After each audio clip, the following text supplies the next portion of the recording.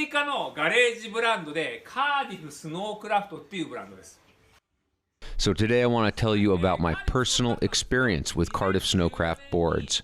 So about halfway through the season, last year, Bjorn Leines let me try out a Carbon Goat.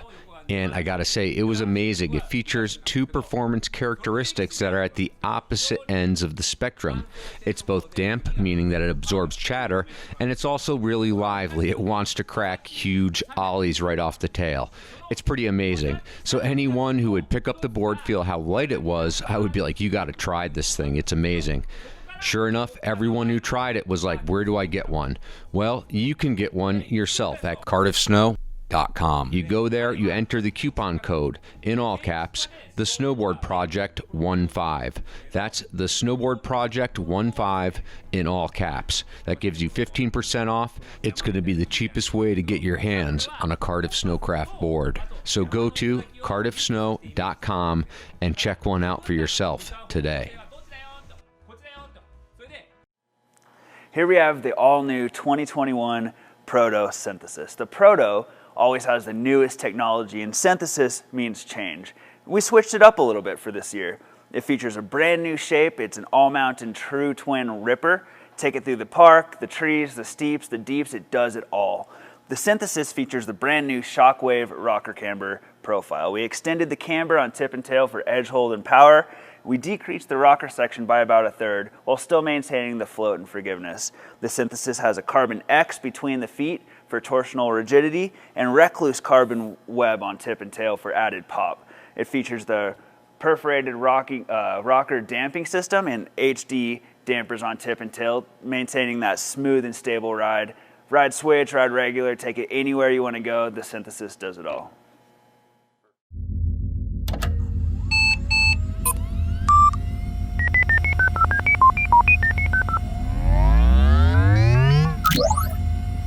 Welcome to the Snowboard Project, version 3.0. I am the computer. Enter your request. Opening podcast directory. You have chosen Real Talk. I will connect you now.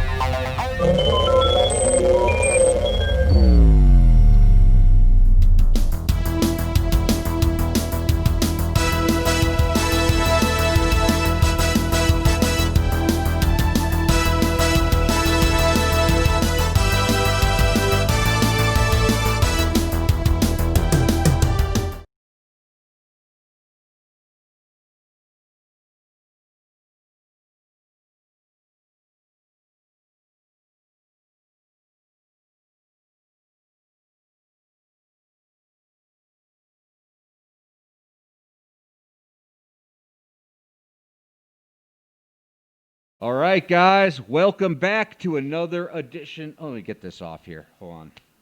Another edition of Real Talk here. And we are, well, I'm in Denver, and my co-host Bjorn Leines, he's in Salt Lake City. How you doing, Bjorn? Doing quite well here in the state of Utah.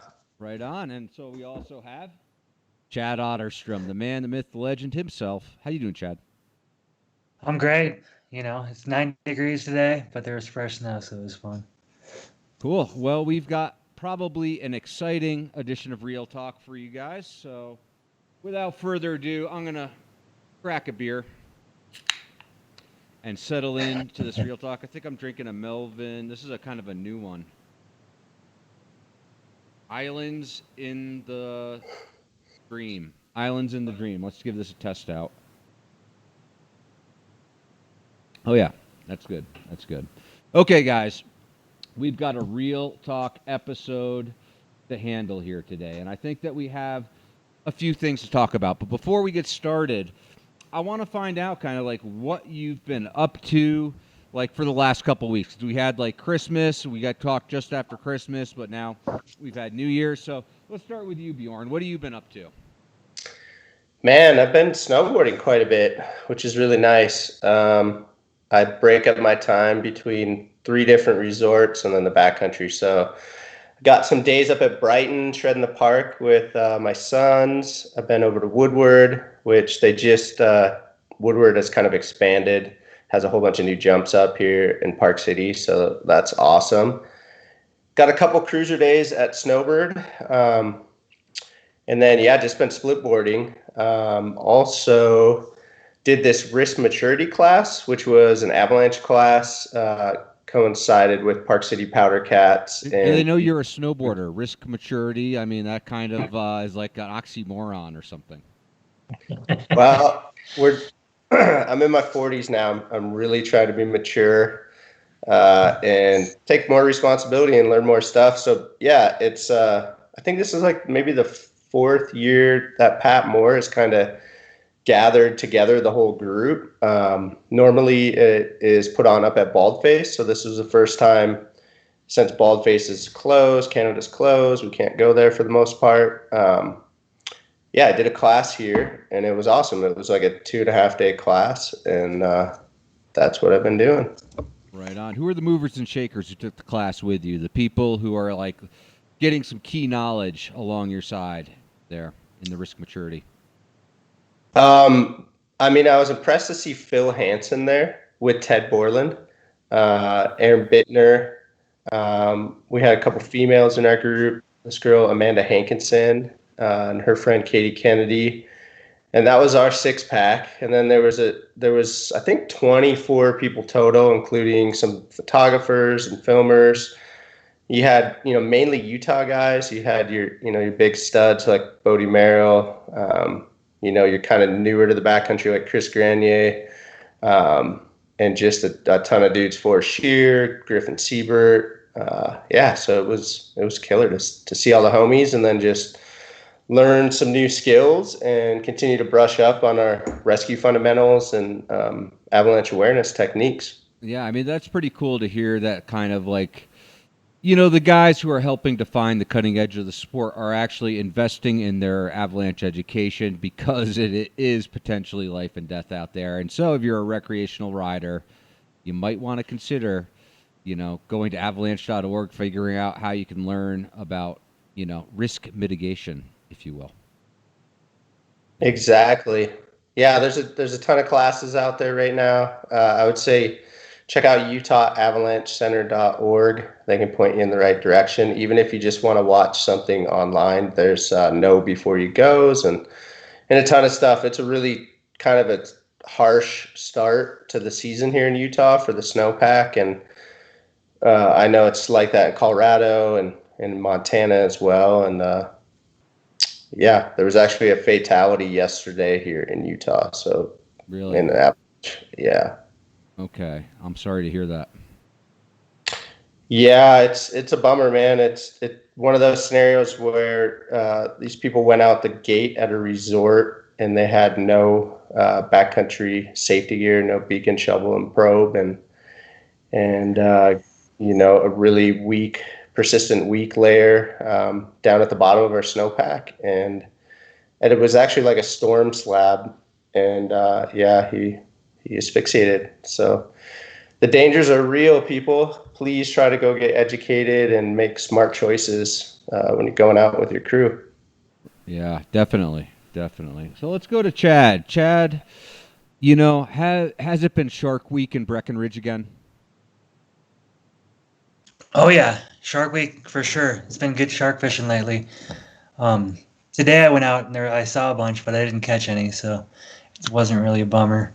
But I was at Loveland Pass today. I went there with my brother and his kid and did a couple laps and hiked around some blue-green pow turns, mostly green, which is good. But yeah, we're dealing with the same thing everybody else is, no snow, or I think we're at 48% of average right now. Mm-hmm. But, you don't really want to ride anything over the edge, obviously. And but it's kind of cool. I kind of enjoy going out and making something out of nothing.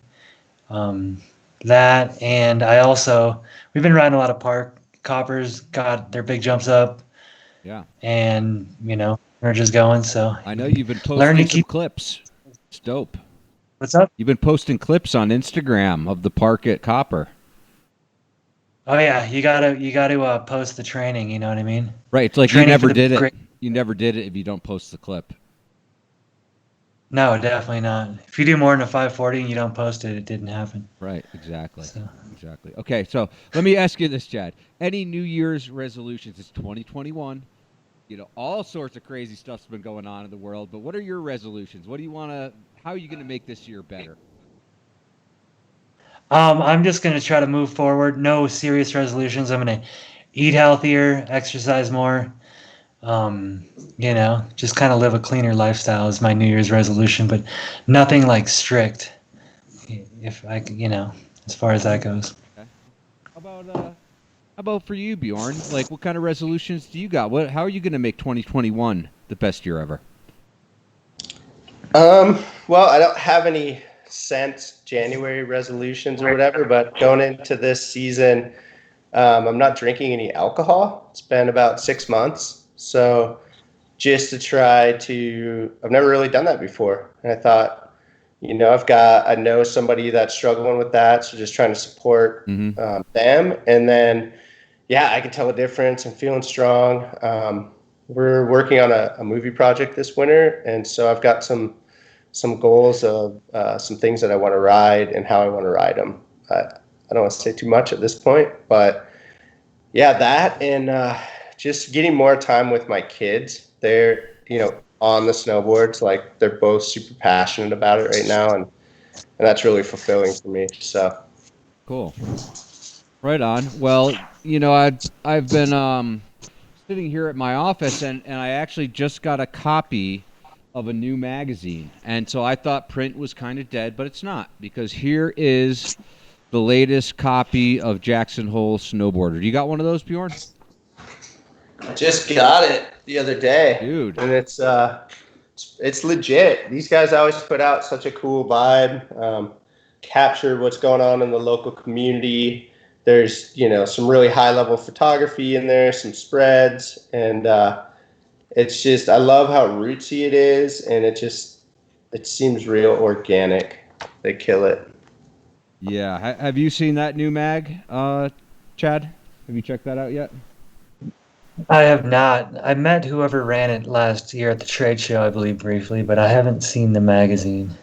Okay. Well, this new one is pretty good. And, I actually noticed that they had the Shapers Summit results in here. And you happened to get a board in there, Bjorn. A Bjord. Yes, we did. It was a super fun event. This was literally like a week before kind of COVID hit, the first week of March, I believe. And yeah, so the Cardiff Crane was rated men's radical, which means it's completely radical according to all the testers. And it's, for people that don't know about the Shaper Summit, it's organized and put on by Rob Kingwell. And it's a really cool event where all the brands bring kind of their whole quiver, and everybody gets to ride everybody else's boards and then give legit feedback on what they think about it. And so, yeah, when you get rated radical, that's kind of like the highest honor, I guess, on their rating system, which is really cool. So, yeah, we had a great time. It was powder up there. Well, the coolest thing is you get rated radical, aka you get the highest rank by basically a number of random testers from, people who are qualified. They work in the industry or they work for a brand, but they test all the different boards out. But really, you're being judged by your peers. And so that's the thing, is like you have experienced riders going out testing it and like affirming your design philosophy, which is kind of neat. Yeah, exactly. It's not really like a pay to play platform, nowadays a lot of these testing things, you're kind of buying in just to be in the test, right? And then you're advertising with them generally with the magazine and stuff. So it's really cool. It's it's really rootsy and it has a really awesome community vibe. And yeah, to get that award was really dang cool. So we're stoked at Cardiff. Yeah, definitely. And so if you guys want to get a copy of Jackson Hole Snowboarder, go to jhsnowboarder.com/subscribe, and you can subscribe to the magazine. I thought it was really good. Rootsy reminded me of my passion for making magazines, like in my career earlier, just because it just felt real and authentic, and not and not something where it's like, well, how much did you spend? Oh, perfect, we love you then. So Right. something like that. Anyhow. Yeah. So here's something else that I came across is that Jones Snowboards is releasing a line of clothing. Did you guys know that? I did know that. I heard that little whisper. Mm-hmm. And so, the Jones snowboard gear, it's something interesting is like they're the first brand ever to launch like a brand with a Gore-Tex license. So they're actually going to have Gore-Tex outerwear in their very first season. That's pretty amazing. I know that that's hard to obtain. Yeah. We had Gore-Tex with Celtec with our glove company, and it took several, basically a decade before we got there. What does it take? Like, what did you have to do to like get that Gore-Tex license, to have them approve you using their material, to buy their material, to use it, right? They just want to know that you have high quality product. They want to understand the trajectory of the brand, because it's kind of like you're branding your brand next to their brand, which is Gore-Tex. And there's other products out there in the market that are as good as Gore-Tex, I would say, but they've done a really good job of just with that brand integrity and perception. People understand that, hey, if it says Gore-Tex on it, it's waterproof, it's breathable. And so, yeah, it's a bit of a process. But yeah, that's kind of interesting with the Jones outerwear, man.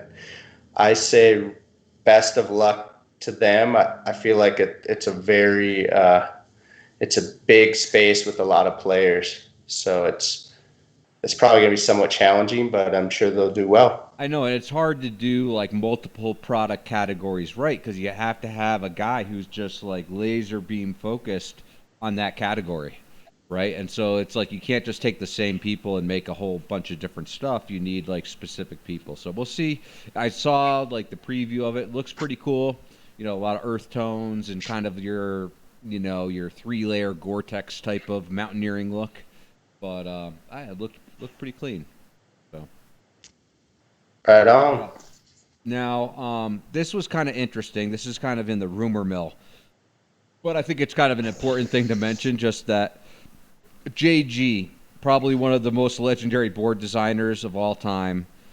This is a rumor, by the way. Left Burton, or got fired from Burton, according to the person who confirmed sort of this rumor. And so if that's true, that's really too bad, because he designed the Fish and so many other great boards. But I would love to hear from you guys. Did you guys hear anything about that? Did you hear anything about that, Chad? Did you hear anything about that, Bjorn? I did not. I heard just through you, K2 and Ride, but JG was.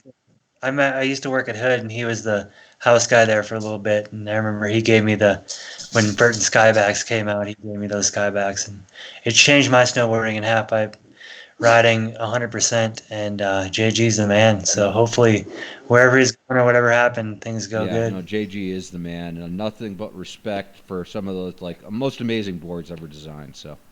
I hope everything works out.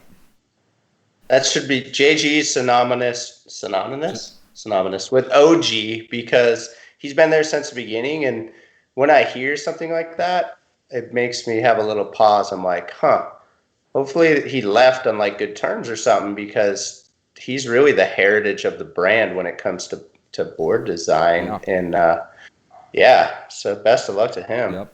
Now, in other Burton news, Sal Masekela was named to the board of directors of Burton, which I thought was kind of cool, just in that, Sal's been around snowboarding pretty much forever. And so, just an interesting move.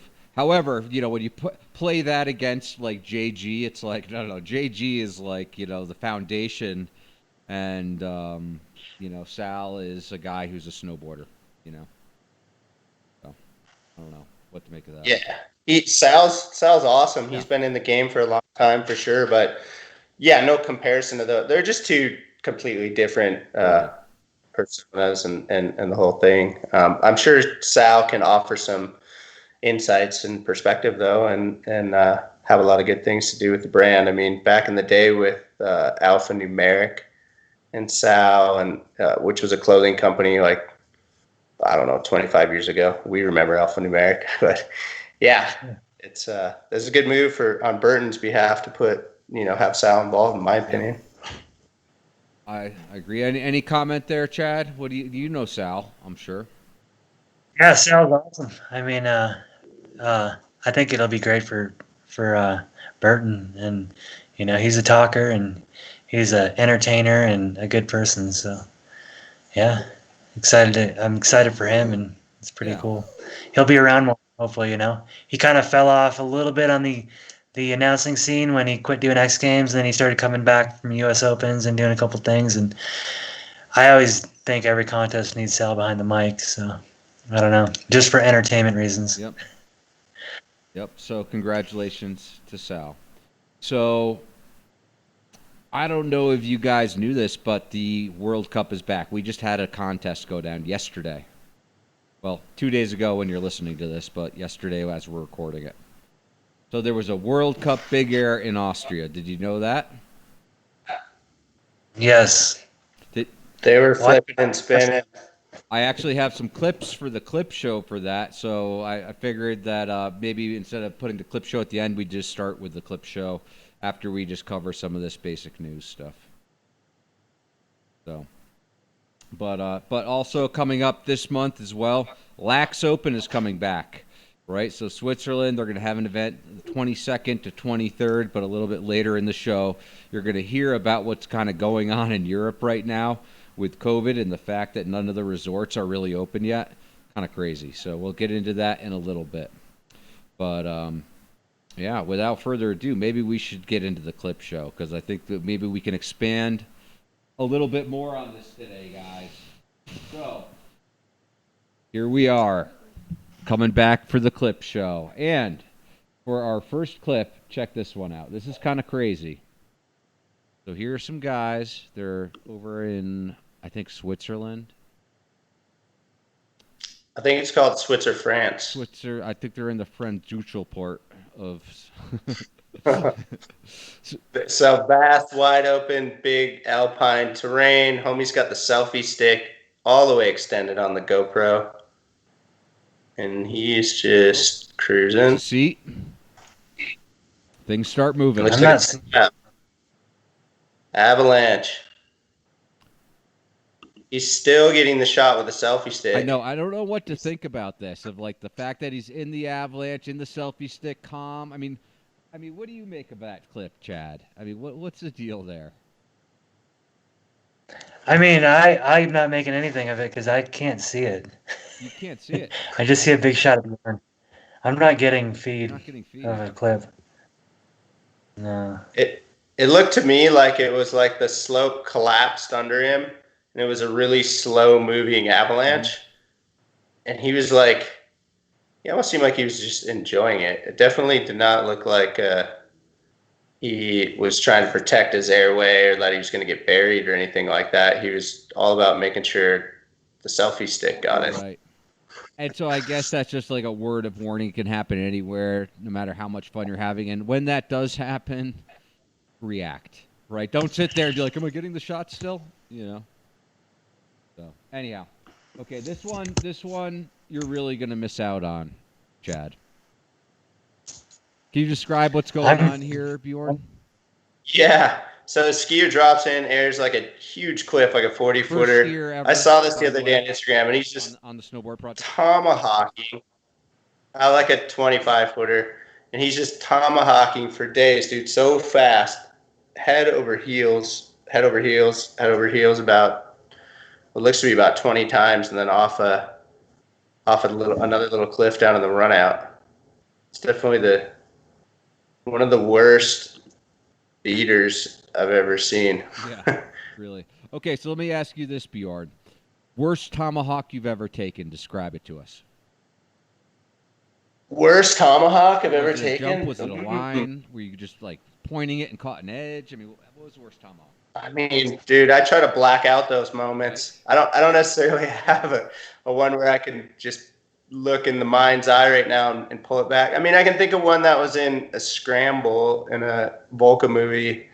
It was a line. and dropped in going really fast to air this rocky cliff section.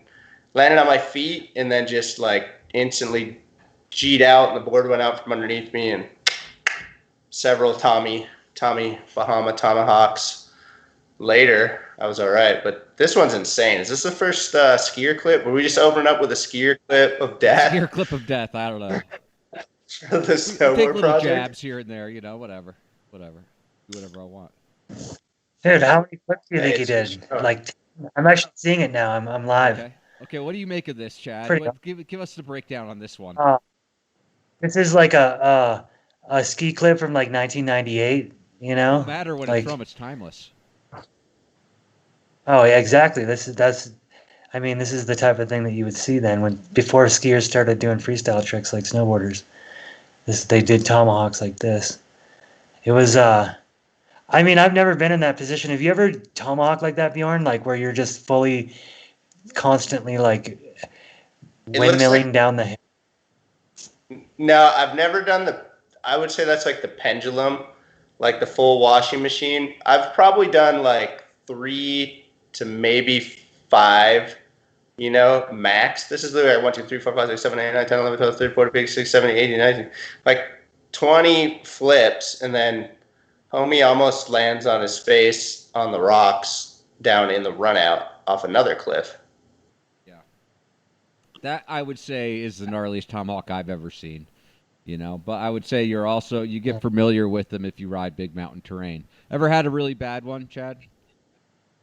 Like from a line? No. Okay. No, I did one in Whistler one time where I did like 2 or maybe 3 of those. Maybe probably just 2, and I was like, oh my God, this is really intense. But never 10 over another cliff. Right. Well, anyhow, let's go on to the next clip. That was just for your entertainment purposes. Check this one out. Just full opposite. We got on a handrail, big S curve rail. Homie's doing, what is that, 4 spins, 3 I think spins? it's 1080. Pulls a 1080 on the rail. 1, 2, 3. 3.5. 12. 60. Frontside 9. You're going frontside 9 on that. 2.5. That's more than that, wasn't it? Let's see what. I'm getting kind of. 1, Yeah, 2. I get the view and then it disappears and then. Yeah, it's Dennis Bonus. Yeah, Dennis Bonus. He's a Russian. Exactly. That's like his That's the specialty fact. or something. It's like spinning on rails on metal. I was impressed. Front I nine. saw this the other day on the gram, and I was like, whoa, that's some dance floor action right there. He didn't catch his edge, and he survived. Yep. Okay, speaking of dance floor action, here's our next clip. Literally on a dance floor. Swag. It's Bear Mountain. Got to have swag. Yeah. What's more important, That's though, Anthony when you Duck. ride at Bear Mountain or the outfit that you have on? And that's like the rank of like importance. It's a combo, in my opinion. What I like about Bear Mountain is so many of the kids that have come up there over the last, 10, 15 years, like try to look like Chris Bradshaw's style. And Bradshaw's got amazing style. And so, like, whoever this is got sick style. Thought that was. I mean, the outfit is definitely a little over the top, in my opinion, but hey, I'm old. Yep. Anything on that one, Chad? Nose press, back tail, nose press, backside 180. That's Anthony Mizzotti. Yep. He's awesome. Yeah. Yeah. So I thought that was just kind of a cool clip, just kind of mixing it up and comboing, a pretty basic trick, granted, pretty basic, like, obstacle to hit, but, like, just adding, like, a little bit of finesse and style to it. So, anyhow, next clip. So this is Nora Beck, Snore, on Instagram. And I like this one because it just shows her riding park. First of all, she's riding park, so we have parks going.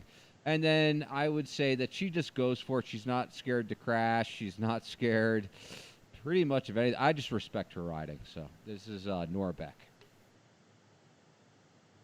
She's charging it. You ever ridden with her, Chad? No, I've not that I know of. But where? What Woodward is this? There's a lot of basically every state has their own Woodward Park Is there these one at days. Bachelor?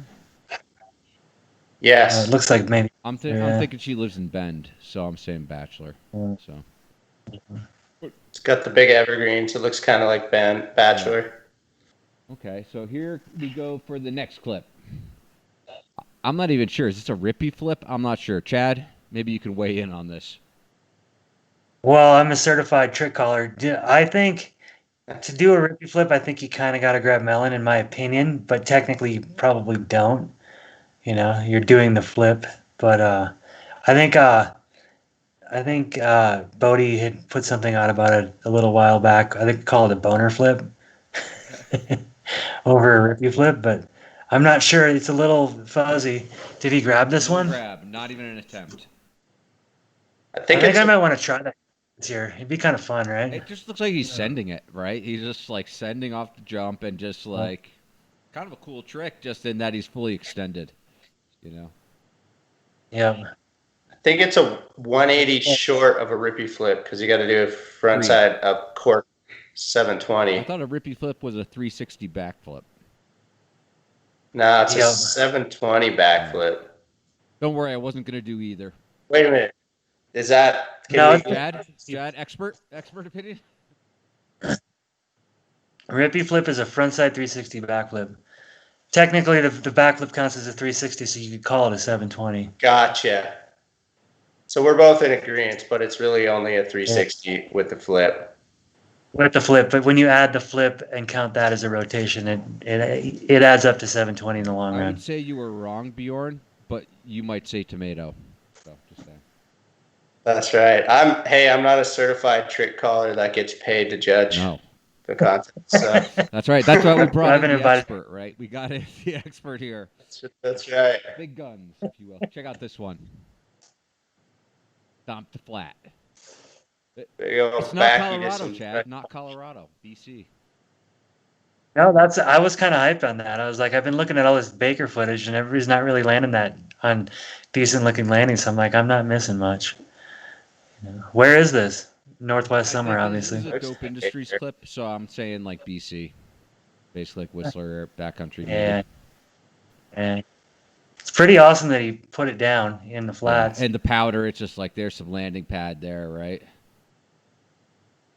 Have you guys been following what's been going on at Baker this last couple of weeks, like as far as the snow they've been getting? And pounding up there. And then it rains. And then it snows more. And then it rains. It's kind of the depressing part about the internet. You get to see what everybody else is going off, and your snow starts to get firmer and firmer every day. But the thing is, But it's all people, good. people only post photos of like the powder when it's good. They don't post like, oh, it's a little icier today. Let's post that. I've I talked to should probably- several people that have been up in the Baker zone and just getting it. And then it rains. And then it snows again. They just get refreshed. Like- Well, I'm just jealous as hell. That's all. Yeah. I was jealous. It is like the And then you don't want to do best the worst, 25 drive. Yeah. We got a park rail. It's sick. Okay, so now we're going to go into our contest coverage. This event was a FIS World Cup Big Air in Kriegsberg. Is that right? Kriegsberg, Chad? Kreisberg? Kreisberg. Kreisberg? Yes, in Austria. And so, anyhow, this is going to be third place right here. This is Mons Reusland. You got third place. Check this out. I think Austria is pronounced Switzer or Schnitzel, France. I mean, no. What was that? What was that? There, trick baller. Was that a frontside triple cork? Yes. Chad, Yeah, that's looking frontside triple mute. what's the degrees of rotation there, Chad? 1440. The 14? He does it backside 12 tail. I think one of these guys does that was amazing. This is front triple cork, Yeah. mute 1440, and then he does another. His second trick should be he does switch backside 1260 tail, which is really cool. This kid Billy Rice, he used to live in Breck, used to do switchback 9 tails like perfect, and Mons just popped another 180 on it. So that's third place. Here is second place. I'm only showing one clip. They actually have to do one front side rotation, one back side rotation, or at least like 2 of the 4 rotations. They have to have different rotations. That's pretty cool, actually, as far as a rule goes.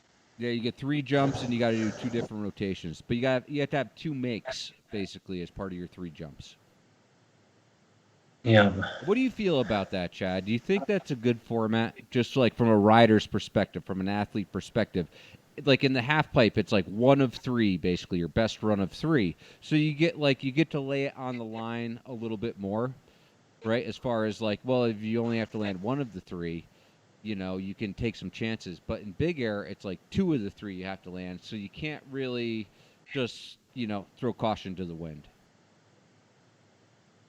Yeah, I mean it's big air was hard because somebody would have their home run hero trick and kind of win, and they wanted to diversify it a little bit, so they made him spin the other way, and that just kind of helped with judging in a way. We've been doing it in the format over the last few years. Just spin left, right. You get 3 chances to land 2 of them, and then say you do a 1440 left and right, and then you're gonna have a chance to step up 1 of them and put a 16 down or an 18 if you want to take it to that level. Right.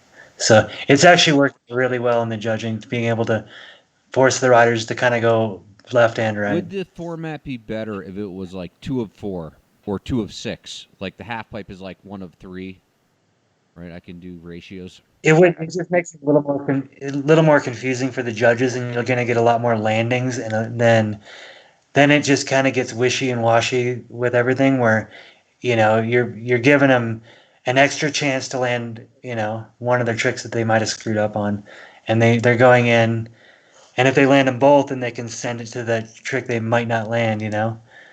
So, and then once it gets into 4 and 5, then there's kind of confusion just goes on. Right. So it puts the pressure more on the line to land the trick. So what do you see happening? Like guys kind of go through their go-to, like McMorris would be, well, I guess he's got both front triple and back triple, but generally they try to land that first trick first. Yep. And go for the other 2 tries. Yep.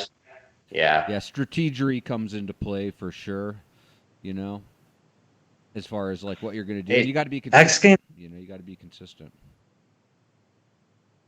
X Games, they do a jam where it's just kind of they go, but obviously the FIS has changed. But like a Max Pro will do front 16 and switch front 16, and within 2 tricks most of the time he just wins the game. He's kind of a little bit robotic as far as just being able to stomp every time. Do you like that jam format better, or do you like the 1 or the 2 or 3 format better, Chad? As a judge, as a rider, as a spectator and fan. As a rider and a judge, I enjoy watching the jam format because usually they put down their safety tricks first and then they're jamming, so then they just start full tossing. And it's a little more entertaining where, FIS format or whatever this is, where you get 3 chances, you might be a little more conservative. Right. Okay, so here's one more shot. And this is just the podium. I just miss going to contests. I miss seeing this kind of action. When was the last time you were on top of the box, Chad? When was the last time you were on top of a podium or on a podium, spraying champagne in someone's face? I got 3rd at the Bodie Merrill mini pipe contest at Hood like 4 years ago. So Did you spray someone in the face? Behind Austin and Red, I think. Did you spray down Red? I did not. We were at the bar and we definitely didn't spray beer on each other. But we were at the Charlie's, so it was cool. We let Red in. I think Red was still like 15 or something. So. How about for you, Bjorn? When was the last time you were on a podium? We did the ultimate border with. We won with Christian Asoy and Tom Curran. That's a good team. It's like a surf, skate, snowboarding contest, but I definitely didn't spray champagne in like Christian Asoy's face or anything.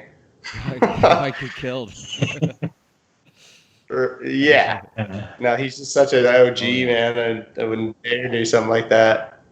But yeah. That's pretty cool. So anyhow, that is our clip show, I guess, for this week. So anyhow, I just wanted to share some clips with you guys as far as like what was going on in the world of snowboarding this week. I thought it was great though to see events starting to happen again. I don't know, like I'm not a competitor, but like I just miss events. Is something wrong with me? Yeah, I miss the aspect of hanging out with the industry and high-fiving. And I mean, I live in Event Central, and it's been weird not having a trade show or having a do tour. Or well, I guess there is X Games, but you're not even going to be able to see it, or even the U.S. Open. So can't wait for next year. That's kind of like half the reason I'm still around, because you can get to go through high fives and hang out. Yep. Yep. Oh yeah. By the way, guys, I forgot to mention. Zoe Sandusky won the women's category, and then Japanese Kokomo Marasi got second, and Anagasa got third for the ladies. So I didn't have a clip. Also, Max Perot was the winner for the guys. I did not have a clip. I could not find a clip of Max, but I'm sure there were 18s or 16s back to back, and it was like super stomped every time. You can imagine, right? I don't even need to see it. I know he killed it. Hey, speaking of strategy, there were these Korean kids. They couldn't have been over 12 years old, 12, maybe 13, absolutely chucking up at Woodward Park City, coaches and all, doing doubles. And I was like, wow, these kids are 12. There goes the dubs. Just double front flipping, doing all kinds of nasty tricks. So I don't know what the snow conditions are in Korea, but they're coming over here, getting ready for the next Olympics, I guess. That's pretty serious. Like with all of our like COVID crap going on right now, to like be like, no, we're gonna go to America. How many people in Utah have it? Like 1 out of 50? No problem. We'll do this. Anyhow. No COVID comments. No comment. Someone told me, check this out, guys. No, like that's kind of like a crazy statement, but someone told me today that 1 out of 10 people in Los Angeles right now has COVID or has had it. 1 out of 10. They're getting there. They're getting there. Is that CNN that told you that? Or? Oh, they're getting there. Okay, so here's another question I wanted to ask you guys. None of the Americans did good in Big Air, and normally we kind of fill the podiums. And so I'm wondering if it's like because we like the travel restrictions and we can't like train like we used to, are other countries getting advantages, or it's just a bad day, off day for Chris Corning or something? I mean, what do you attribute that to, that like all of the Americans were like 20th or something like that, or worse as far as the results go from this Big Air? Because normally it's like there's at least one American on the podium. They need to do roids. They're obviously not doing their roids. It's not right. Yeah. I mean, what do you think it is, Chad? Off day? Trying to think of it. It's killing it. I mean, Chris was on the edge, and you don't see him in the park, so I don't know, See, he had a foot injury that might be holding him back. That could be the only thing. Yeah, I don't know. I mean, it was 18 years ago that we swept the podium in Salt Lake, and maybe we got to step our game up, hit up those coaches, see what's happening. What's up, Dave Reynolds, Rick Shemp? Let's get these guys spinning harder. I don't know. Double call out right there. That's right. Boom. Yeah, what are you working on, No. J.J. Thomas? What's the next Olympics going to bring? Toby Miller's going to be doing like quadruple McTwists, just like 40 feet out. Dude, it's... Now, I don't know. You see guys like McMorris, he's at the COP, the Canadian Olympic Center in Calgary. I caught him on the gram a couple weeks ago, just training it up. But I guess you're right. I don't really see a lot of the American dudes, and maybe they're just full top secret. I don't know. I'm not as in the park around those guys, but yeah. Big Air is a different event too. I think slope Americans might pull it off a little better, and then half pipe obviously as well. Big Air is just like this new breed of just full tosser kids. Mm-hmm. But I don't know. Yeah, I saw some new names, by the way, in the top 10. I was like, okay, that's like changing things up a little bit. So, Okay. So moving on from the contest, and we have the Lax Open coming up this month, 22nd, 23rd. You got the natural selection in Jackson Hole, beginning of February. So contests are starting to reemerge. I like that. But moving on, I'm looking at this news on this page, like this spec sheet here. of all the goings-ons with resorts around the world. And so we are open across America, like all the resorts are open, with protocols. Some people are making you reserve your ticket. Some people, make you reserve parking or whatever. But around the world, this has not been easy on anybody. And so anyhow, I brought some of the stuff that's happening. For instance, like in France, right? Birthplace of the Alps, France. They're not going to open any of the resorts till mid-February. Like for the season, they're just not going to open till mid-February. And then like Germany, they're not going to open till February. Austria has delayed their opening, like for tourists anyway. They obviously just had a World Cup until January 24th. And to rub salt in the wound, Scotland's resorts just got shut down again due to a full lockdown. So, I mean, what do you guys make of this? Is this going to what is next year going to look at? Like when we're past COVID, we're past all of this, everyone went back into their corners, so to speak, and like circled the wagons around their local scenes. What happens when like the whole world is like unleashed as far as like snowboarding goes? That's a great question. When you were speaking of France right away, I recently saw some data. France and the UK are actually a big growing market in snowboarding right now, and they're expected to grow considerably over the next couple seasons. So yeah, it kind of sucks to hear, the hindrance with the restrictions and all that stuff. I like your optimism, like, oh, what happens when, the world gets back to normal next year? In my opinion, I don't really see that happening. So as far as, COVID going away, I don't want to be negative, but my perception of the whole thing is it's not really going away for a long time. And so we got to kind of adapt as snowboarders, and we're good at that, right? Like it's tough when people don't have access to go and ride. Like I'm sure the splitboarding market is going to explode over in Europe. I mean, it's just going to, continue to climb, and you're going to have a lot more people, in areas that, experience classes like avalanche classes are going to continue to go up. I think, a brand that's in that sort of demographic of, backcountry stuff is going to thrive. Globally, but yeah, it straight up sucks to see people suffering because they can't go to the resort, really. I mean, feel for them. Yeah, I mean, the pros, obviously, they figure out a way around the rules, but for the recreational people, the people who pay for this industry to live and to go on, it's not easy. It's all over Europe, and Canada's been in and out of lockdowns. We have too, so yeah, it's a challenging season. But I guess the passion doesn't die. What do you make of all that, Chad? When are we coming back? When are we going to get back to a normal where there's one world of snowboarding? I mean, I'm not an expert. Oh, come on. I'm hoping that burger sales kick in next year, and then the half pipe comes back to Breckenridge. And I feel like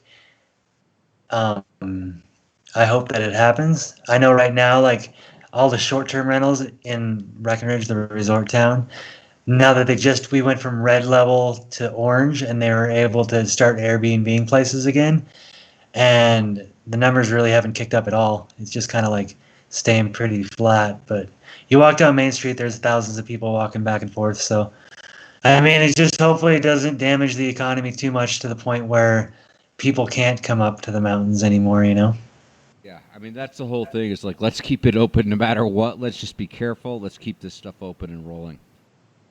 And by the way, Chad, you were just mentioning Airbnb. Have you found a roommate yet? Because I understand you were looking for a roommate last week. I did. Well, I found one kid. I haven't given him the confirmation. I think I'm going to do it tomorrow. Ooh. Referred to by Nate Dogg. Nate Dogg is his boss. Okay. And Yeah, pretty, I've had issues with tenants over the last 20 years of living here. So I know. I've gotten, except for the last one I put in because of COVID situations, didn't turn out to be very good. But yeah, I think I got a new one. Why are you thinking about renting? I I'll wanted give to you a rent deal. that room, but you're out of my price point. Just saying. What's your minute? You know what? Here's the thing. It's like if I could get Academy Snowboards just to sponsor my podcast, I'd be like there, no problem.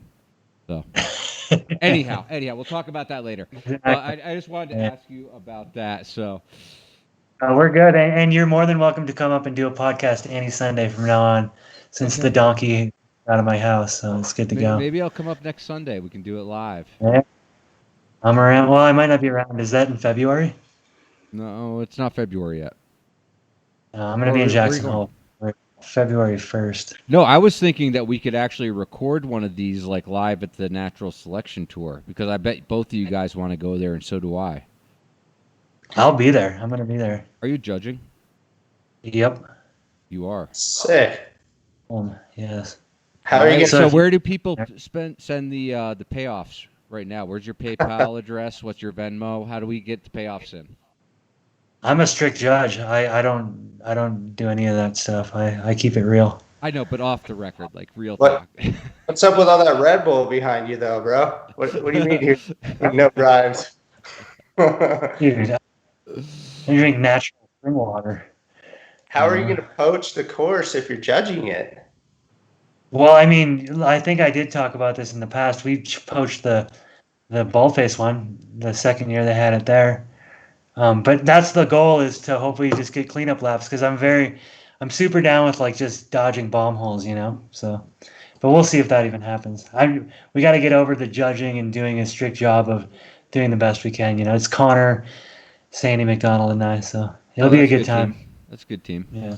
And maybe you can like serve as Chad's caddy, Bjorn. Maybe you can like caddy his board around and like turn the screws for him. So you get like access to like close course conditions. Hey, I'm game. I already chimed in over to Travis Rice saying that I would dig to ride when he was looking for shovelers for the course to come live there. What did he say? What was his response? He actually ghosted me, so kind of bummed on you, Travis. But you know what? He's got I don't know how many followers, 7 million followers and 500 responses a day. So hey, I'm not butthurt. Dude, don't feel bad. I get ghosted all the time. It happens to be like almost like every day. So don't worry about it. So anyhow, okay. So I want to finish out this show talking about the snow that's happened here in the last, I don't know, across the world right now. But man, looking at Japan right now, this is where my real envy kicks in, because across Japan, they've gotten like over 30 inches of snow in the last like 48 hours across Japan. So That's somebody's I getting mean, you it. look at the top 10 like snowfalls across the world, 10 out of 10 are in Japan. So Usually it's Japan in Japan in January. That's kind of like where film crews and people go there and document it. I think we touched on this before, but this is like the year where nobody's going to have the Japan footage come out, next fall or whatever. I know, but I mean, wouldn't it make COVID go just a little bit easier if like they weren't getting 40 inches of snow in 48 hours? Yeah, around here. Yeah. True fact. Okay. So, yeah, I mean, I guess my only other couple points here is like Wolf Creek, one of the biggest bases in the country. When was the last time you went there, Chad? I went there a month ago, maybe a month and a half ago, I think. Met up with Larry Nunez and a couple dudes. Blotto was there hanging out. I don't want to forget anybody. We had a pretty awesome crew anyways. But yeah, it was right on the edge of being good. It wasn't amazing yet. But now, if it snows down there, it's money. Like, if they get a 15-inch storm, I'm driving straight there. Because they actually have the only base in Colorado you're not going to hit rocks. So Yeah. Have they had like 200 inches so far? Or what have they had for? They're probably at like 120. 133, I believe, was the number. Year to date. Yeah. Yeah. And so that place is once it gets to like 90 to 150, and then after like 150, that place gets pretty flat. But It's flat. like all the little mini fun rollers and bumps kind of fill in. But Okay. from what I remember, Right on.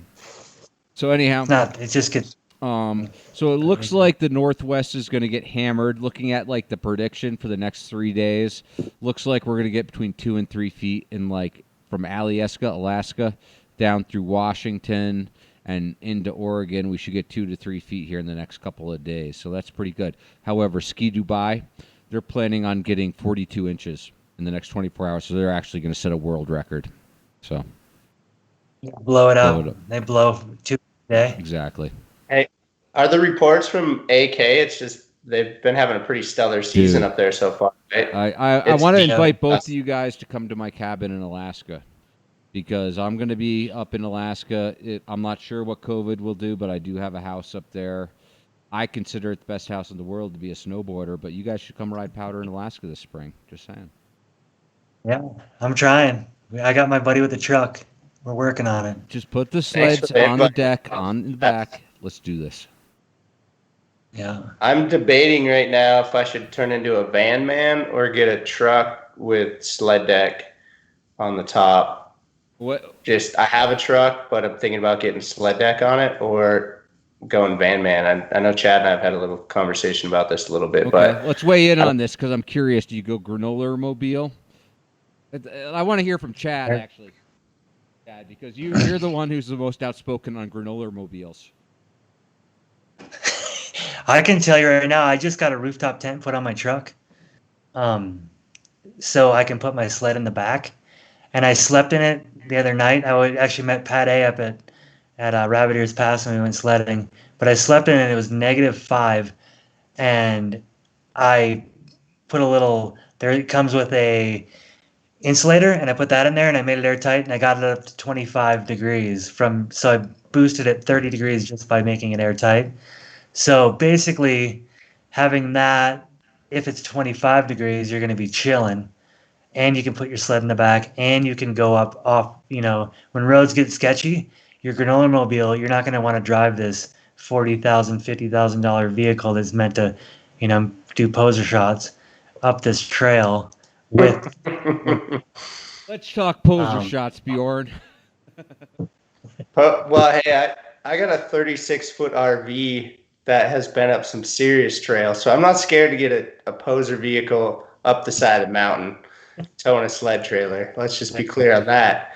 But yeah, I've always been a truck guy, and I don't know if it's just the pandemonium I'm seeing with all the vans, or if it's just my sons are like, Dad, your van's the way to go. You stand up on the inside. You totally like get ready on the inside. It's like I can put my boots on fine outside, right? Like, so I don't know. I'm not 100% sold, but just looking for some insight there. So Van seems more likely with a couple people, but if you're solo, I feel like a rooftop tent's good. And I don't know, just more efficient for me. But I am kind of jealous of those people with vans too. That's why I say that, because I don't want to drop in on a van. What about truck camper, pickup truck, and 2-place trailer? I mean, that's like another that could be more. That'd be like 10% of the cost of a Sprinter mobile. right, that's the Thompson Pass go-to for the rig too. Yeah. I mean, they're sweet. Just to chime back in on your rooftop camper, did you wake up with like frozen, drool on your pillow? Because that seems pretty I'd be jealous if it's 25 degrees in my tent and I'm not in a van. Look, hey Bjorn, like Chad wasn't on the forum, mate. He wasn't part of that. Oh, So- I see how it is. But he's big time though. I mean, come on, guy's like running a brand down there. He's balling. If I can't give you guys a hard time, then I'm not a snowboarder anymore. Something like that, anyway. I got a 40 below sleeping bag that worked pretty good. Yeah. Okay. So Form 8 was great until overnight it was bankrupt and got sold to Burton for nothing, and all of our stock was worthless, even though we did 25 million the year before. But I'm just saying, I don't know what happened. So it's like if I let things happen in the snowboard industry that they don't tell you about. So I can't afford a Sprinter either. We're talking Ford Transit, perhaps. But yeah, I'm not caught up on the symbol. Anyways, enough about the bandman life. I'm just curious, though. Snowmobile is the hard part, to be able to bring a snowmobile with your deal. If I didn't have that, it'd be a van, but you need, and I don't like trailering. But anyways. Okay, cool. Well, I mean, hopefully we get some snow across the Rockies, right, over the next couple of weeks, because I'd say we're coming up short here in Colorado, Chad and I, and in Utah, it's bony. Meager. Schmiegel would be the vision you get, like really skinny, like malnourished, super bony, just kind of like crunchy face, all kind of twisted up. So yeah, it's very Schmiegel out there. This is a new buzzword for crappy snowpack. Right. But you can always do your beacon searches. You can always learn snow safety. So at least try to get yourself moving forward. Try to move in a positive direction, maybe. I don't know. True facts. Try to keep it positive, I really like the man you've turned into, Mark. I just got to say, you really matured.